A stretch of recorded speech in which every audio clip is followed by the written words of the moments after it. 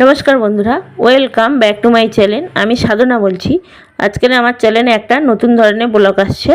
ব্লগটা হলো আমি অন্নপূর্ণা ভাণ্ডার 13 পেজের ফর্ম ফিল আপ করে পঞ্চায়েতে জমা দিয়েছিলাম। তারপরে শুনলাম অন্নপূর্ণা ভাণ্ডার নাকি অনলাইনে ফর্ম ফিল আপ করতে হবে।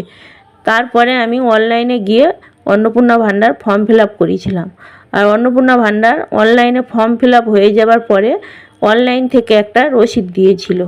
এখন শুনছি সেই রসিদটা নাকি পঞ্চায়েতে জমা দিতে হবে। তাই এখন আমি সেই রসিদটা একটু ফর্ম ফিল আপ করে নিলাম।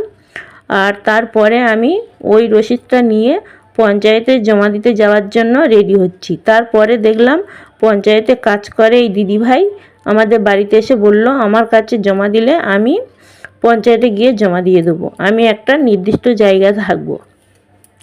তারপরে এই দিদিভাই এখানে আছে, আমার ফর্মটাই আমার হাতে আছে। এখন আমি এই দিদিভাইয়ের হাতে দিয়ে দিলাম।